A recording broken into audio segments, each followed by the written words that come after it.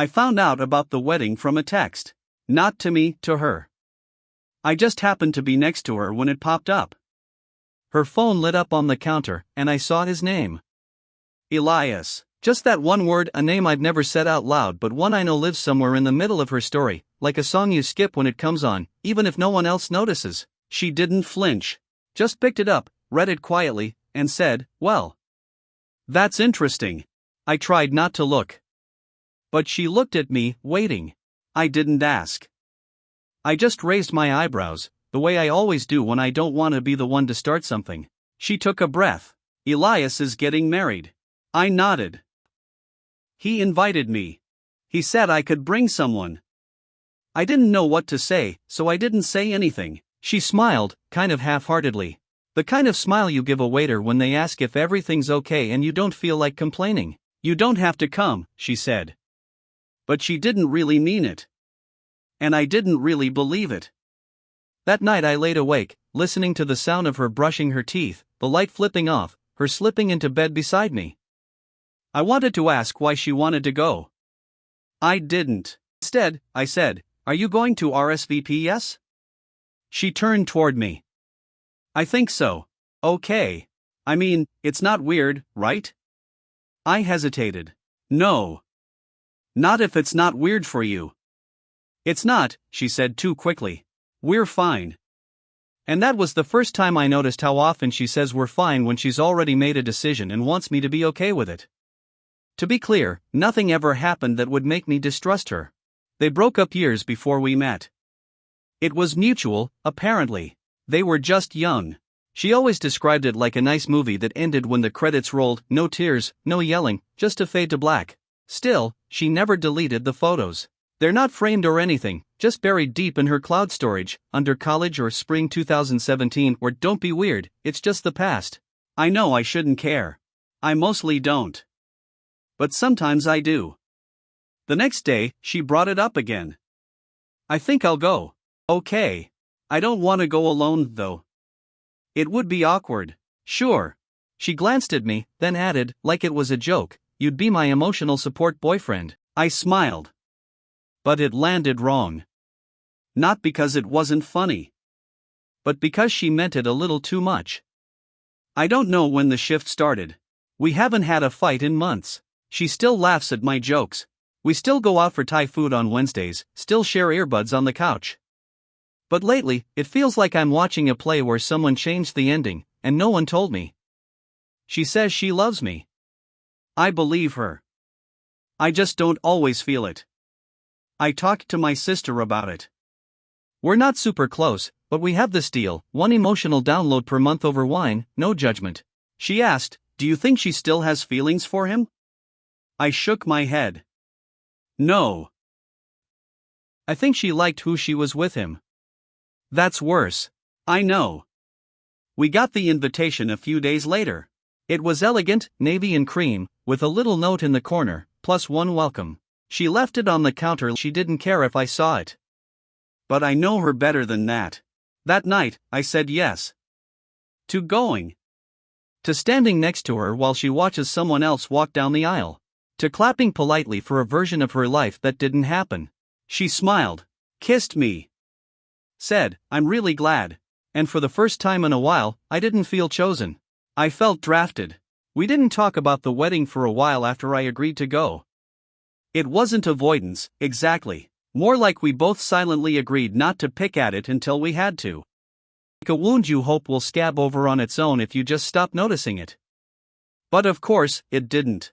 It just waited. She started talking to friends about dresses. Not like she was looking for my opinion. She'd scroll through websites at night while we watched TV, murmuring things like "that's too much" or "maybe green," and occasionally holding her phone up for less than a second. I always said, "That looks nice," even if I hadn't seen it. Not because I didn't care, but because I was afraid to ask why she cared so much. One night, she came out of the bathroom with a sheet mask on and a towel around her hair and said, "I think it's at this winery in the Catskills. Apparently it's gorgeous. I remember Elias saying once he wanted to get married there." And something about the way she said Elias, soft, natural, almost reflexive, made something twist in my chest. Not jealousy. Just the feeling of being a supporting character in someone else's story. She asked if I'd help her choose a tie that matched but didn't match. I asked what that meant, she said. But not like we're trying too hard. I nodded. Not like we're a couple, I wanted to say. But didn't. She booked a hotel room for the two of us. It's just one weekend, she said, offhandedly. Quick in and out. But it started to feel like a test I hadn't studied for. What do you wear to your girlfriend's ex's wedding? How much smiling is too much? Do you shake hands with someone who maybe once saw her naked? Do you drink? Do you stay sober in case she needs you to drive home early? Do you pretend to enjoy the cake? Or do you stay quiet and hold her purse while she hugs people you've never met but who know everything about her from a version of her life you'll never be part of? We got into a fight the week before the trip. Not about the wedding, technically. About laundry. But really, it was about everything else. I asked why she hadn't folded the clean clothes I left in the basket. She snapped back, "Why does it always have to be me?" I said, "It doesn't. But if you're just going to leave them there for a week, what's the point?"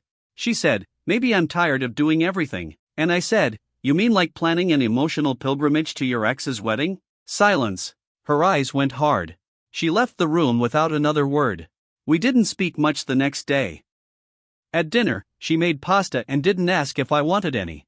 Just left it on the counter. I said, "Thanks." She nodded. Later, she sat beside me on the couch, closer than usual. Not touching, but close enough to let me know she didn't want the silence to win. And I appreciated that more than I said. That night, in bed, I whispered, "Are you nervous?" She shrugged. "I don't know. Maybe a little." About seeing him? No. Not really. I don't think about him like that. I paused. But you did. She turned her head toward me. Yeah. I did. That was it. And honestly, it was the most honest thing she'd said in days. My best friend Lucas asked me if I wanted to bail. Just cancel. Say I got sick. Blame the car. Make something up. Dude, he said. It's weird. You don't have to go just because she asked. I said I would. That doesn't mean it's a good idea. I know. So why go? I didn't answer right away. Then I said, because if I don't go, it means I don't trust her. And if I go, at least I'll know. Know what? If I'm her plus one, or just a placeholder. The night before the drive, I packed a button-down shirt I never wear, the cologne she once said reminded her of when we first started dating, and a book I knew I wouldn't read. She packed quickly, efficiently. She asked me to grab her flats from under the bed. I noticed she'd polished them earlier. I asked, "Are you excited?" She hesitated. "I'm curious." And that scared me more than anything. We left the next morning. 3 hours in the car. She made a playlist. Mostly upbeat stuff. Old favorites. A few newer songs I didn't know. She sang along to one, not loudly, but the way people do when they forget you're there for a moment. And I watched her in profile, hair tucked behind one ear, the way she gripped the wheel with her left hand, tapped the beat with her right. And I remembered what it felt like to fall for her the first time. The sharp ache of it. The beauty and the risk. The hope that maybe this person will stay. We pulled into the hotel just before dark. She exhaled. "Tomorrow's the big day," she said. I smiled, thinly. "For someone." She reached across the gearshift and squeezed my hand. "Thank you for coming." And I nodded. But something inside me whispered, "You're still not sure I should have." The wedding wasn't until 4 p.m., which meant we had the whole morning to pretend it wasn't happening. She suggested breakfast at the little diner down the street. I said sure. The eggs were too salty. The coffee was burnt. She didn't care. She talked about the venue, the view. How she remembered it from some trip years ago, before everything got messy. I didn't ask what messy meant. I didn't want to know. I was busy memorizing the lines around her mouth when she said his name. She didn't do it often. But when she did, it didn't sting, not the name itself, it was how lightly it fell from her lips. He wasn't a threat. He'd never really left the room. Back at the hotel, I took a long shower and thought about bailing. Not dramatically, not as some noble stand. Just a quiet no-show. She could say I felt sick. No one would question it. But then what?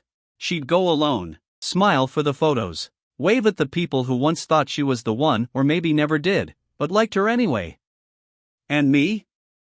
I'd be the boyfriend who got scared of a party. And that would be worse. So I buttoned the shirt she said looked good on me and knotted the tie twice before getting it right. She came out of the bathroom in a dress I hadn't seen before, green, deep at the sides, hair swept up. She looked beautiful. And far away. She asked if I could zip her up.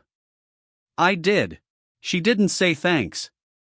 But she looked at me in the mirror and smiled, a little nervously. You okay? I nodded. You? Trying. And that was enough.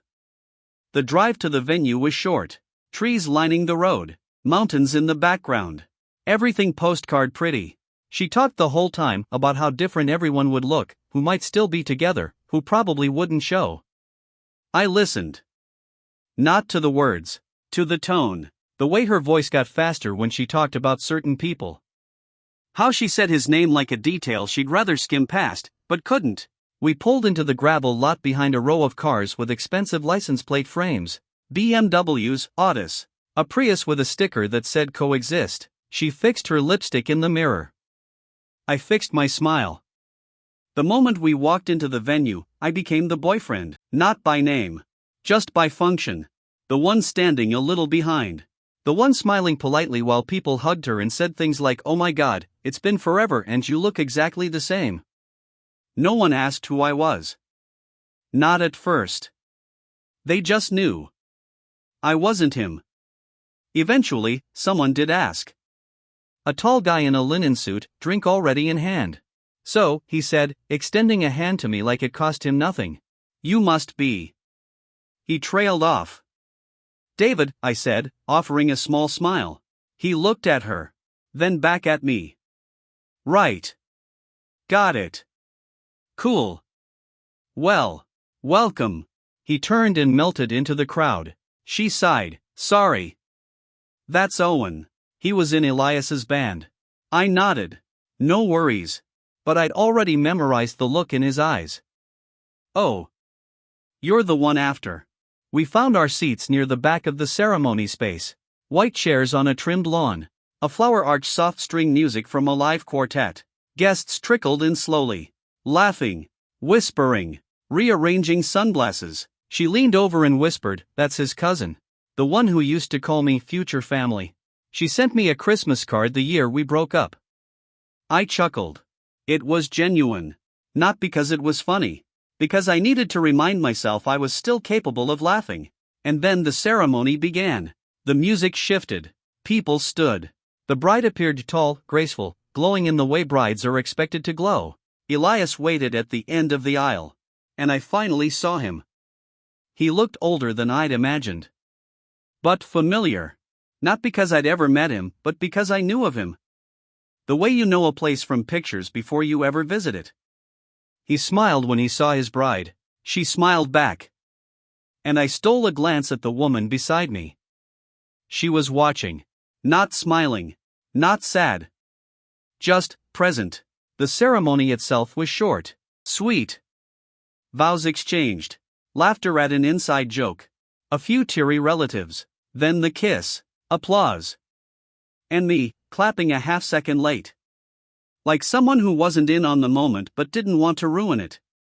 The cocktail hour was worse. She disappeared into conversations, people she hadn't seen in years, laughing over shared pasts I'll never be part of. I stood near the bar, nursing a drink I didn't want. I made small talk with a guy who thought I went to their college. I didn't correct him. What was the point? Eventually, she returned to me. Glass in hand. Cheeks slightly flushed. "That wasn't so bad," she said. "Not at all," I lied. She looked at me. "Thank you for coming. You already said that." "I know." Later, during dinner, someone asked how long we'd been together. She answered quickly. 2 years. Then looked at me, like maybe she wasn't sure that was right.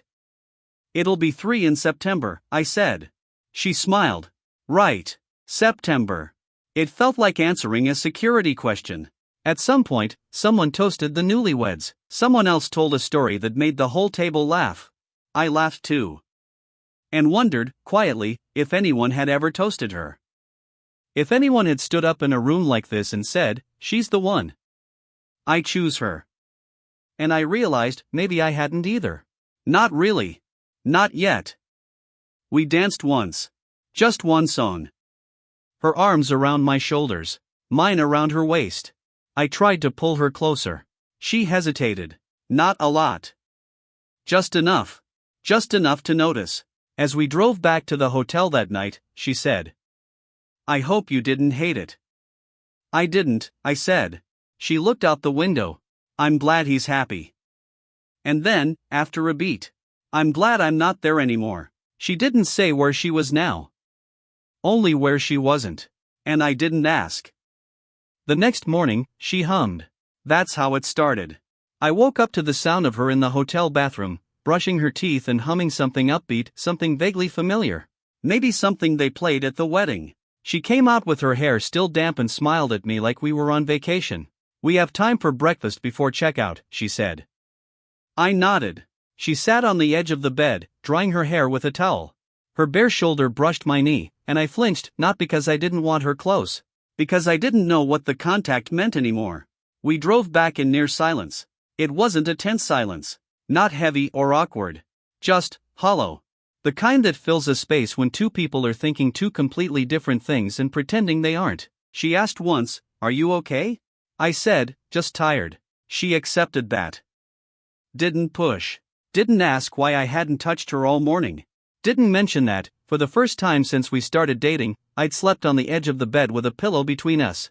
Maybe she thought I just needed space. Or maybe she knew. And didn't want to hear it out loud. When we got home, she unpacked immediately, always the efficient one, while I stood in the doorway to our bedroom and stared at the laundry basket still sitting where we'd left it. It felt like the wedding was still stuck to me. I hadn't really come home yet. She noticed me standing there. "You're quiet," she said. But she didn't ask why. Just like I didn't ask why she kept smiling like nothing had shifted. Maybe we were both pretending not to see the line that had quietly been drawn between us. That night, she fell asleep early. Or at least pretended to. I lay there, staring at the ceiling, replaying the weekend like a bad dream. Except it hadn't been bad. That was the problem. No one had said anything wrong. Nothing had gone off the rails. We hadn't fought. We hadn't even bickered. But the whole thing felt like watching her life through a glass wall, being next to her without being with her. I had never felt so peripheral. So optional. So not him. The next morning, she kissed me goodbye on her way to work. Quick. Habitual. Soft. I pretended to still be asleep. That day I took a walk after work. No destination. Just needed to move. I ended up in the park near our old apartment, the one we lived in during our first year together, before things got comfortable. Before the day-to-day replaced the butterflies. I sat on a bench and watched a couple feed birds. They looked tired. But content. Like they didn't need to impress each other anymore. And I realized, I missed trying. Not her trying. Me. Because somewhere along the line, I stopped offering. And started waiting. Waiting to be chosen. Reassured. Validated. Like love had turned into a scoreboard I wasn't winning. That night I asked her, "Can I ask you something?" She looked up from her laptop. "Of course." "Why did you really want to go?" She blinked. "To be polite," she said. I waited. She sighed. "And maybe, to prove something." "To him?" "To myself." I nodded. But inside, something sank. Because that meant I'd gone along for a story that wasn't mine. Played a part one hadn't auditioned for. We didn't talk much the rest of the night. She went to bed early again. I stayed up watching videos on my phone I didn't care about, just to drown out the quiet. The next day, I got a text from her while I was at work. "Hey. I've been thinking about the weekend. Do you want to talk tonight?" I stared at it longer than I should have. And typed back. "Yes. Please." We sat on the couch that evening, not touching, a pillow between us like a peace treaty. She started. I think I was selfish. I didn't answer. Just let her speak. I think I wanted you there so I wouldn't feel weird. But I didn't think enough about how it might make you feel. I swallowed hard. She continued, and I think part of me still needed to see it. To see that it's really over. That he really moved on. And did you? I asked. Yes, she said. I did. I nodded. I believe you. But? No but. Just. I felt invisible. She looked down. I'm sorry. I don't need you to be sorry, I said. I just need to know if you see me. She looked at me then. Really looked. I do, she whispered. But something in her face made me wonder if she was saying it for me or for herself. That night, we slept closer. Not touching. But close enough to feel each other breathe. It felt better than before. But still, not quite safe. The next morning, she made me coffee. That hadn't happened in a while. She left it by my bag with a note. I don't always know how to love you well. But I'm trying. And I smiled. Because trying matters, even when you're late. We didn't talk about the wedding again that week. But little things shifted. She started holding my hand again during walks. I kissed her shoulder while she was doing dishes. She laughed at one of my dumb jokes like she meant it. And I began to think, maybe this is how things mend. Not with speeches, but with small stitches, one at a time. And yet, one night, I asked, do you think if we ever got married, would you still think about him? She looked at me.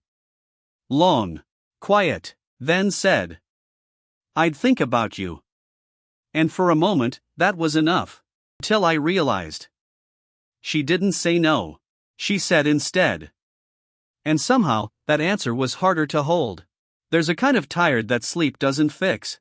It shows up in conversations you don't want to have, in laughter that doesn't quite land, in the way someone's fingers hover near yours but never quite find them. We were still fine. Functionally, she made us dinner 3 times that week. I picked up her dry cleaning without her asking. We watched an entire season of some limited series about time travel and trauma. We even kissed more often. But it felt like talking through a thick pane of glass. We were mouthing all the right words, but the sound wasn't getting through. One night, I opened Instagram and scrolled past a photo of the wedding. Someone had tagged her. She looked beautiful, dress fluttering, eyes soft, mid-laugh with a group of people I didn't know. I was cropped halfway out of the frame. You could see my elbow. Maybe the edge of my face, if you squinted. I don't know why that hit so hard. It wasn't intentional. Just symbolic. That weekend, we went out for brunch with our mutual friends, Clara and Joel. They'd known us as a couple from the start. The kind of friends who show up with wine when someone's sick, or help move your couch with 0 complaints. Midway through brunch, Clara asked, "So how was the wedding?" I opened my mouth. She beat me to it. "It was good," she said. "Weird, but sweet. His vows were actually kind of beautiful." Joel laughed. "That's rare." I smiled tightly. Clara glanced at me. "What about you, David? How'd it feel?" I hesitated, then said, "It was fine." It was the kind of answer people don't follow up on. And they didn't. On the walk home, I finally asked what had been crawling around in the back of my head for weeks. "Why didn't you tell them I went with you?" She blinked. "What do you mean?" "At brunch. You said it was good. But you made it sound like you went alone." "I didn't mean to," she said. "It just came out that way." "Did it come out that way?" I asked, "because that's how it felt?" She stopped walking. "I didn't mean to make you feel like a footnote." "I don't think you made me feel that way," I said. "I think you didn't notice that I was in the story at all." She crossed her arms. "That's not fair." "No," I said. "But it might still be true." That night, we didn't sleep in the same bed. Not because we fought. Because we both needed air. She said it gently. "I just need a night alone. That okay?" I said it. And it was. But it still hurt. I talked to my sister again. Told her the whole thing. Start to present tense, She said something I didn't expect. I think you're mad at yourself, she said. For saying yes when you wanted to say no. I didn't want to say no, I said. Are you sure? I paused. I didn't want to disappoint her. That's not the same thing. The next day, we went to her parents' house for dinner. We hadn't been in a while.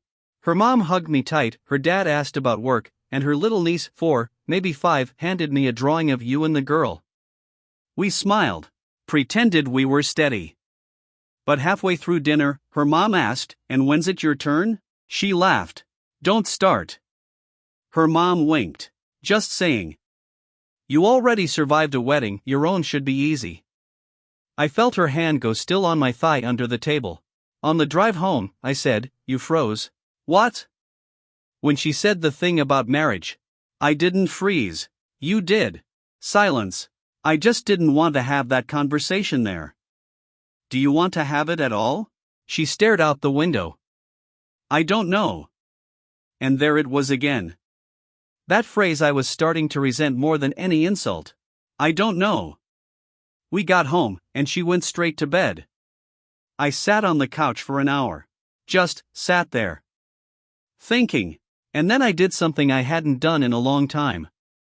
I wrote her a letter. Not an email. Not a text. A real letter. Folded it in half. Left it on her nightstand. It said, "I don't need you to make me feel like I'm the best thing that's ever happened to you. But I do need to know I'm something you're choosing, not just someone who filled the space after the door closed behind him. If we're still building something, I want to know. If we're just lingering out of habit, I need to know that too. I can handle the truth.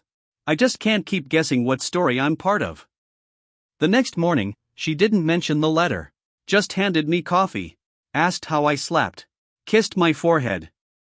And I realized, maybe this was her version of an answer. That night, after dinner, she finally spoke. "You never said you wanted to go." "What?" "To the wedding. You said you would.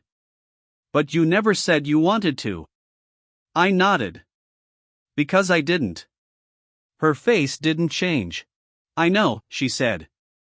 And we sat there, two people who'd spent so long trying not to hurt each other that we forgot how to be honest. "You could have said no," she whispered. "You could have told me why you really invited me," I said. Silence. "I was scared to go alone," she admitted. And I was scared not to go. That night, we shared a bed again. She reached for me in the dark. I let her. And for the first time in weeks, I held her back. Not because everything was okay, but because not holding her felt worse. The next few days were calm. Not peaceful. Not warm. Just calm. That kind of careful calm that happens after a small earthquake where the ground isn't shaking anymore, but no one's convinced it's over. We moved around each other like people in a museum, quiet, deliberate, careful not to bump into anything too fragile. We laughed once over a dumb meme she sent me from the kitchen while I was on the couch. It felt nice. Like something small had returned to us. But it also felt like a band-aid. Covering, not healing. I started noticing how often I almost said something. "How long do we keep doing this? Do you miss him? Do you still want me?" Each question floated up in my throat like a balloon and then got pulled back down before it could leave my mouth. I didn't say them because I didn't want her answers. I wanted her to fix it before I had to ask. And that, I think, is where most people get stuck. We wait to be saved from the discomfort we never voice. She started sleeping with her back to me again. At first, I told myself it was just habit. But one night, I asked, "Are you okay?" She didn't turn. Just said, "I'm tired." Not angry. Not distant. Just tired. That word felt too big for such a short sentence. We ran into an old friend of hers the next weekend, Mallory, I think. From college. The kind of person you hug too tightly because you haven't seen them in so long, even if you didn't like them that much to begin with. They chatted for 10 minutes in front of the bookstore while I stood there like a decorative vase. Eventually, Mallory turned to me and said, "Oh. You're the guy now. David, right?" I nodded. She smiled politely. She used to talk about Elias all the time. All the time. I'm glad she finally moved on. You're a brave man for going to that wedding. I smiled, laughed, even. Because what else was I supposed to do? Later, when we got in the car, she said nothing. Neither did I. What was there to say? It wasn't her fault Mallory remembered the past louder than the present. But still, it stung. Not the mention of Elias, but the implication that I was something she moved on to, not toward. That night, I didn't sleep. Around 2 a.m., I got up, walked to the living room, and sat in the dark. She came out 20 minutes later, rubbing her eyes. You okay? I don't know. She sat next to me. Didn't touch me. Just sat there. Waiting. I said, you love me. She looked confused. But I don't know if you see me. I do. Not just see me. See me. She went quiet. And then whispered. I think I used to. That sentence cracked something in me. But I didn't break. Not yet. I asked, do you think I'm just the guy you didn't expect to stay this long? No, she said quickly. Too quickly. Then, after a pause, maybe I stopped asking myself why I wanted you here. I just assumed you were. That was worse than a no. We sat there until dawn started pressing through the blinds. Eventually, she said, I'm sorry I invited you to that wedding. I looked at her. No, you're not. She smiled, barely. No. I'm not. And it was the most honest thing she'd said in days. The next morning, we didn't talk about it. She made coffee. I folded laundry. Routine crept back in like fog over water. But something had shifted. Not gone. Just unsettled. Like a painting that's tilted slightly on the wall. A few days later, I asked if she wanted to go away for the weekend. Just the two of us. No reason. Just us. She hesitated. Then said, yeah. Okay. We booked a small place a few hours upstate. Nothing fancy. Just clean, quiet. A cabin with a porch and a trail behind it. She packed 3 books. I packed nothing but clothes and a toothbrush. The drive was oddly familiar, like the wedding trip, but in reverse. Same silence, same nervous energy. But this time, we were choosing it. Choosing us. Or trying to. That night, sitting on the porch with mugs of tea, I said, can I ask you something without you getting defensive? She raised an eyebrow. Sure. Do you think I'm boring? She laughed. What? Like, safe. Predictable. Unthreatening. She tilted her head. I think you're steady. That sounds like a word people use when they mean boring. She smiled. I think I needed steady. Needed, I repeated. She caught it. Winced. I still need it. I still need you. But do you want me? She didn't answer right away. And I didn't press. Because some answers come slowly. Or not at all. That night, she kissed me like she hadn't in a while. Longer. Slower. With something that almost felt like remembering. After, she laid her head on my chest and said, I don't know who I am without some kind of chaos, and I don't know who I am if I'm not the one keeping it calm. Is that a problem? I think it might be. She nodded. But didn't let go. In the morning, she wrote something in the notebook she always carries but rarely uses. I asked what it was. She said, just trying to put some things down. What? Things I don't know how to say out loud. I nodded. I think I need that, too. On the drive home, we held hands. Not all the way. But enough. Enough to feel the echo of something that used to be easier. That night, lying in bed, she said, I'm not ready to promise you forever. I turned to her. I never asked you to. I know, she said. But I think you need to hear that I want to try. And somehow, that was enough. Not to fix it. But to stay one more night. Together. We started doing things that felt like us again. Small things. Coffee at the cafe where we used to read together. Silly grocery store arguments about which cereal is more efficient, her word. Long walks at dusk, where we didn't talk about feelings, just the neighbor's dogs, or whether crows had regional dialects. It felt easy. Almost too easy. Like someone had pressed pause on all the questions we were too tired to keep asking. And in that space, I started to forget. Forget the weight of the wedding. The sting of the name I'd been swallowing for months. The constant wondering if I was just a placeholder for the version of her life that didn't happen. I started to believe again. Almost. Then one night, she dreamed about him. I knew before she said anything. She woke up with a start, disoriented, pale. I reached for her, and she pulled away, not on purpose. Instinct. I said her name. She shook her head, like she was clearing fog. Then she whispered, "I'm okay." But she wasn't. She wouldn't look at me. Later, in the kitchen, while she drank water in silence, I asked gently, "Do you want to tell me?" She shook her head. "I don't remember most of it."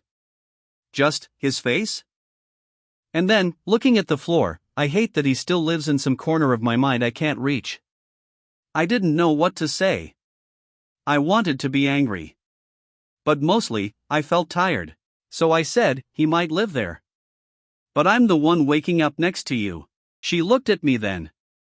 Like I'd reminded her of something she'd forgotten. But the next few days were shaky. Not in big ways. Just in the way her touch hesitated again. The way she got quieter in the evenings. The way I started flinching at silence, again. We had a dinner with friends that Friday. Sat side by side at a too small table in a noisy restaurant. Everyone was laughing. Talking over each other. Recounting old stories, sharing new ones. I watched her across the table, saw her come alive in a way she didn't always with me. Later, in the car, I asked, "Do you ever miss being single?" She looked surprised. "Why would you ask that?" "I don't know. You seemed lighter tonight." She thought about it. Then said, "It's not about being single. It's about being uncomplicated." And that hurt more than if she'd said yes. Because I used to be her easy place. And now, I was part of the noise. One night, she asked me a question that caught me off guard. "Do you think we'd still be together if I hadn't invited you to the wedding?" I didn't answer right away. "I don't know." She nodded. "I think about that a lot." I asked, "Because it made things worse?" "No. Because it made things visible. There's a kind of honesty that doesn't heal, it just exposes. Like turning on a light to find you've been living with mold. You're glad you found it. But now what?" We saw a movie that weekend. Some quiet drama with two people who loved each other deeply and poorly. When it ended, we sat through the credits. She said, "I hated her." I said, "I hated him." And we both laughed. Because we both saw ourselves. And neither of us wanted to say it. That night, in bed, I asked, "Do you still feel like you're with me, or just near me?" She didn't answer right away. Then she said, "I think I keep waiting for us to go back to how it was.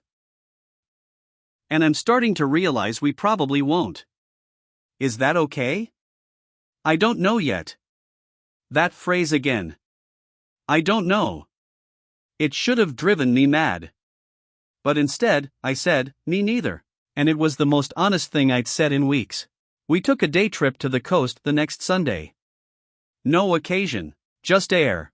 She fell asleep on the drive there. I watched her while she slept, not in a romantic way, but in a real way. Saw the crease between her eyebrows. The way her mouth twitched when we hit a bump. The way she curled toward the door, like she was afraid to take up space. And I realized something. I wasn't scared of losing her anymore. I was scared that I already had, and neither of us had noticed. At the beach, she took off her shoes and walked ahead of me into the wet sand. I followed. We didn't talk much. Just walked. Watched the water. Sat in the sun, side by side. Eventually, she said, "I used to think relationships meant always wanting the other person. And now I think sometimes love is just not leaving. Even when it's easier to walk away." I looked at her. "I haven't left." "I know," she said. "But sometimes, you didn't stay either." We drove home in silence. Not the bad kind. The tired kind. The kind you earn. Later that night, while brushing her teeth, she asked, "Do you think we're still in love?" I paused. "Some days." "And the other days?" "I think we're holding something worth loving. Even if it's not what it used to be." She rinsed her mouth. looked at me through the mirror, and said, "That might be enough." That night, she curled into me again. Not like she used to, but like someone who was still trying. And for the first time in a long time, I didn't want more than that. The weather turned colder. One morning, I noticed she had started sleeping in one of my old hoodies again, the gray one with the frayed sleeves and stretched cuffs. She used to steal it all the time at the beginning. Seeing her in it made something twist in my chest. I didn't say anything, just watched her butter toast while yawning, like nothing had changed. Everything hadn't. We'd stopped talking about the wedding. Not out of agreement, out of fatigue. It had become a closed chapter neither of us had finished reading, but both were pretending we had. That silence sat between us like a shared bruise. One Thursday, she came home with a bottle of wine and said, "Let's not cook. Let's just do cheese and bread and not talk about the week." It sounded nice. Intentional. We sat on the floor of the living room, backs against the couch, drinking and eating with our hands. She was looser than I'd seen her in a while. Not drunk, just softer. I waited for that to feel like progress. Instead, I felt tired. Tired of reaching. Tired of hoping. Tired of counting these moments like coins in a nearly empty jar. At some point, I asked, "Do you still feel like I'm your person?" She didn't flinch. Didn't look confused. Didn't ask, "What do you mean?" Which somehow hurt more. She took a long sip of wine, then said, "I don't know if I feel like I'm anybody's person right now." I nodded. And in my head, something quiet started unraveling. That night, we didn't have sex. We hadn't in weeks. We hadn't even really touched. At first, I thought it was just a phase. Now, I wasn't sure if it was a decision neither of us had the courage to name. I started dreaming about a version of her I used to know. The one who used to dance in the kitchen. The one who texted me things like "miss your face" on random Tuesdays. The one who looked at me like I was the beginning of something, not the end of something else. And I hated myself for missing her like that. Because she was still here. But so was the ache. One morning, I told her I'd made plans with Lucas, my friend. She said, "Good. You need people." And I wanted to ask, "Do you think I don't have people because you took up all that space?" But I didn't. Because maybe she needed to hear that I wanted space now. So I left. At the bar, Lucas asked, "So what are you still doing, man?" I said, "What do you mean? What are you still holding on to?" I didn't answer. He took a sip of his beer, leaned forward. "She's not the villain. I know that. But neither are you. So why do you keep letting yourself bleed just because she won't hand you a clean bandage?" I stared into my drink. And for the first time, I couldn't defend it.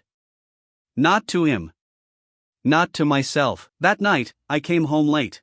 She was already in bed, but awake. I could feel it. I sat on the edge of the mattress and said, "I need to talk."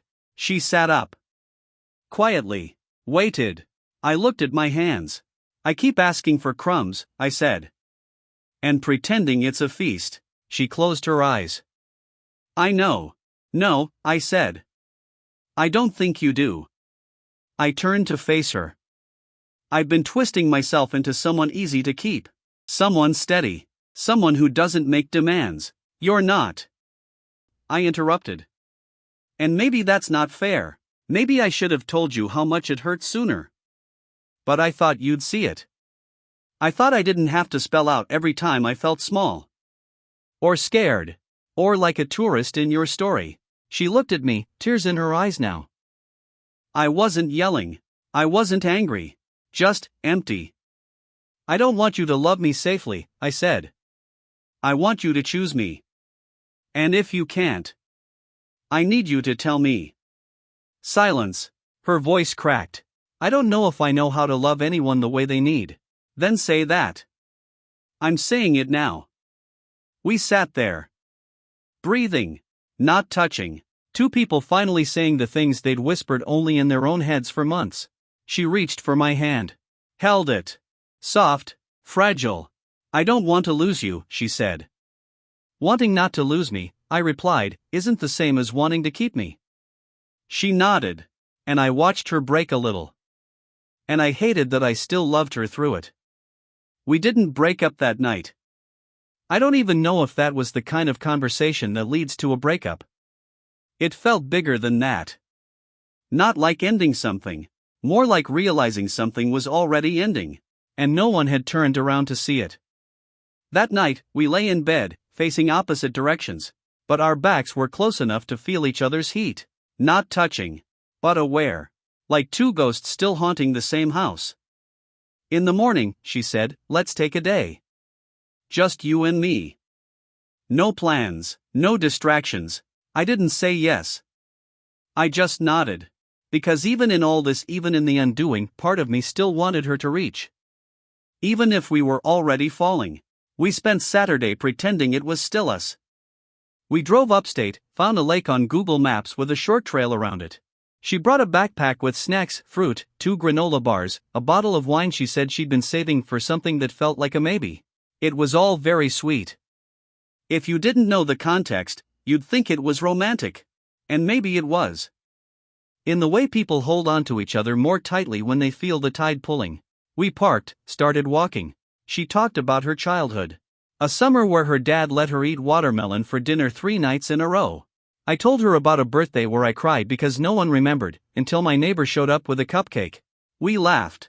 It was easy. But all the while, there was this ticking underneath, a question neither of us had spoken since that night in bed. Are we still doing this? Halfway through the trail, we stopped to sit by the edge of the water. She slipped her shoes off, toes skimming the surface. I sat behind her, knees drawn to my chest. She said, remember when we used to do this all the time? Yeah. Before everything got weird. I nodded. It's not weird, I said. It's something.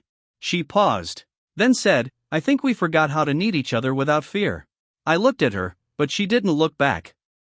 We stayed until the sun started going down. On the drive home, the air between us felt still. Not silent, not tense, just final. Like a curtain being lowered, gently. We didn't talk again until after dinner. She was drying dishes. I was standing in the doorway, watching her. I said, you know I still love you, right? She didn't turn around. Yeah, she said. Quiet. Then added, I think I knew that even when I stopped showing up. That sentence knocked the air out of me. But I didn't say anything, because I needed to hear what came next. She put the dish towel down and finally looked at me. I don't think I know how to be in this with you anymore. That was it. Not cruel, not emotional, just the truth. I sat down slowly. So this is it? She didn't answer. Which, honestly, was the answer. She sat across from me at the kitchen table and folded her hands in front of her. I wanted so badly to fix it, she said. I didn't want you to fix it, I replied. I just wanted you to want it. Her eyes went glossy. And I did. I do. I don't know who I am here anymore. I nodded, even though every part of me wanted to say stay. Instead I asked, is it him? No. Is it me? She shook her head. No. It's both of us. It's this. She gestured around the room like she meant more than just the table, the chairs, the light. It's what we became when we stopped noticing what was slipping, she said. I kept thinking there'd be a moment. A sign. Something that told me it was worth it to fight harder. But it never came. I said, you never told me you were waiting for that. She laughed, small and sad. I know. I was afraid you'd tell me I was the one who let it go. I looked at her for a long time. You were, I said. Not unkindly. She didn't flinch. And you were the one who stayed too long. We cried. Not loud. Not ugly. Just, gently. Like people finally letting go of something they'd held too tightly for too long. She reached across the table and took my hand. It was the warmest she'd felt in weeks. I don't want to be strangers, she whispered. We don't have to be. But I can't be yours anymore. I nodded. Because when someone tells you they can't stay, you don't argue. You grieve. We didn't sleep in the same bed that night. I stayed on the couch. She left the door to the bedroom open. That felt like something. I don't know what. But it wasn't nothing. In the morning, we made coffee together. We didn't talk much. I noticed she'd packed a small overnight bag. Just some things. She said she'd go stay with her sister for a few days. I just need to clear my head. I nodded. She hugged me before she left, held on a second longer than necessary, said, "You're still my favorite part." And I said, "Then why do you feel like my ending?" She didn't answer. She didn't need to. I sat alone in the quiet apartment for hours that day. Didn't touch anything, didn't cry. Just let the space breathe without her in it.